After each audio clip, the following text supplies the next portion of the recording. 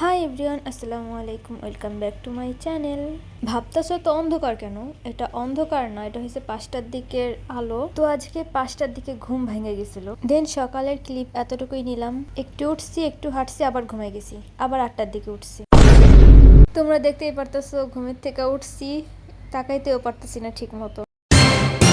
যাক, আজ এরা বকবক করতে করতে তো তোমাদের সাথে ভুলেই গেছি একটা জিনিস শেয়ার করতে। আজকে 30 দিনের চ্যালেঞ্জের আমার 12 দিন।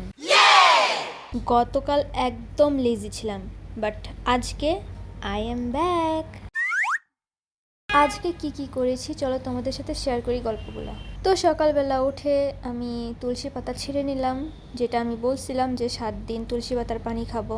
5টা তুলসী পাতার পাতা নিলাম এবং এটা আমি 5 মিনিট ফুটিয়ে নেব।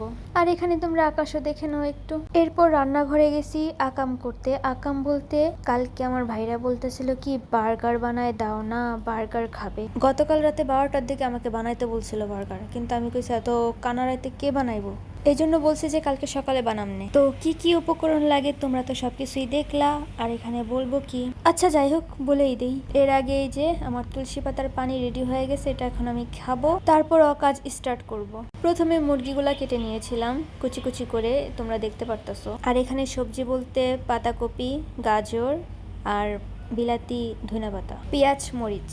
সবজিটা আমি রাখছি কারণ সবজি আমার ফেভারিট, তার জন্য। মুরগি ছোট ছোট করে পিস করে ওইটার মধ্যে গোলমরিচ, লবণ, টমেটো সস, গুঁড়া দুধ, আদা রসুন বাটা আর ধনিয়া ফাঁকি মিক্স করে 5 মিনিট রেখে এরপর চুলার ভিতরে দিয়ে দিবে তেল দিয়ে। দেন পরে মুরগিটা লাল লাল হয়ে আসলে নামিয়ে ফেলবে। সবজি রান্নার জন্য চলো এখন বলি। সবজি রানতে পাতাকপি, গাজর একসাথে দিয়ে দিবা, পেঁয়াজ মরিচও তুমি ওইটার ভিতরেই দিয়ে দিবা, আগেও দিতে পারো। আর একসাথে সব দিলে প্রবলেম নাই, কারণ খাবার তো পেটেই যাবে, ফালাই নিতে আর যাবে না, তাই না? এখন যেভাবেই খাই।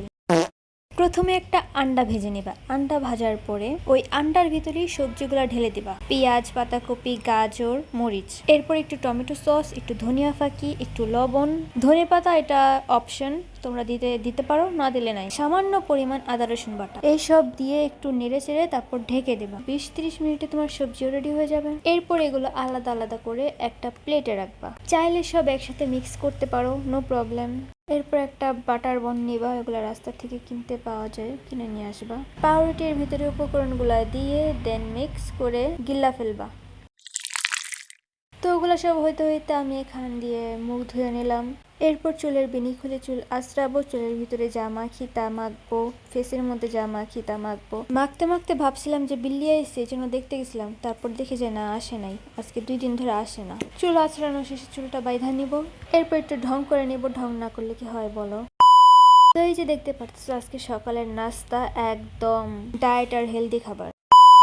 আর এই যে আমার বানানো বার্গার। নাও চলো তোমাদের ভিতরের উপকরণগুলো দেখিয়ে দিই, দেখছো বাহিরের মতো। আরেকদিন তোমাদের সাথে শেয়ার করব মায়োনিজ বানানোটা। দেন আসি আমার বারান্দার কাজে। বারান্দায় আমি কি আকাম করতেছিলাম তোমরা তো সবাই জানোই। এক পাশে আরেক পাশাইকে আমি বসা ছিলাম। গতকাল দেখছিলা যে হলুদ কালার দিছিলাম, বাট ওইটাকে পাল্টায় আমি সবুজ কালার করে অর্ধেক কাম করে আরেকবার আরেকটা অর্ধেক কাম করতে চলে আসি। 3-2 মাস পর পর তো চুল কাটা লাগে, আগাগুলা সমান করতে হয়, তোমরা তো সবাই জানো। চুল ভালো থাকে, চুল হেলদি থাকে, চুল একদম রিফ্রেশ কাজ করে। যেরকম ধরো আমরা কি বলে, যেরকম ব্রেকআপ হইলে একেবারে চুল কেটে দেই, এরপর নিজেদেরকে রিফ্রেশ লাগে, তেমনি চুলকে ভালো রাখার জন্য 2-3 মাস পর চুল কাটা ভালো। এখন আমি সামনের এই ছোট ছোট চুলগুলাকেও কাটবো। কয়দিন পর কপালের সমান করে ফেলবো চুল, সামনের গুলো, পিছনের গুলো না।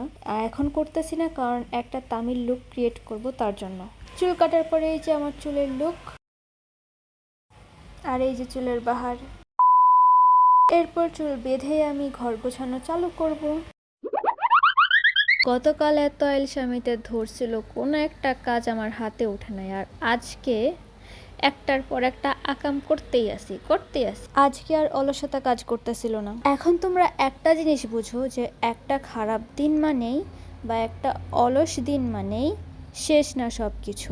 এর মানে হয়েছে আবার নতুন করে সবকিছু শুরু করা। আমি যে মাইন্ডসেট দেয়ালে এরকম আকাম করতেছি, মানুষ যদি জানে বা বাড়িওয়ালা যদি দেহে এডি আমারে ঝাড়ুদা পিড়ায়া বাসাতে ভাই করবো, এই বেডি তুই আমার দেয়াল কি করতাছ? ভাই এদিকে আমার কোনো দোষ নাই। হ্যাঁ গো, দেয়াল নষ্ট হয়ে গেছে, আমার কি দোষ? সব কিছু একেবারে যে কি বলে ওগুলা রে, কি চুনা নামুনা ওগুলা লাগাইছে, ওগুলা ভেঙা ভেঙা পড়ে গেছে। এই জন্য আমি একটু, আমার কাছে রং আসছিল, আমি রং করে দিছি যাতে একটু ভালো দেখা যায় তার জন্য। তো আজকে শরীরে অনেক এনার্জেটিক ফিল আসছিল, নিজেকে এমন ভাবে রেজিস্টার করছি যে একদিনে এত কাজ করছি। আমরা অনেক সময় ভাবি একদিন মিস করলেই মনে হয় শেষ, বাট না, জরুরি হচ্ছে যেখানে তুমি ভাঙ্গা পড়ছো বা যেখানে তুমি ফাইসা গেছো ওখান থেকে নিজেকে নিজেই আবার উঠে দাঁড়ানোর চেষ্টা করা। তো আজকের ব্লগ এই পর্যন্তই, ভালো থাকো, tata. Thanks for watching and follow for more.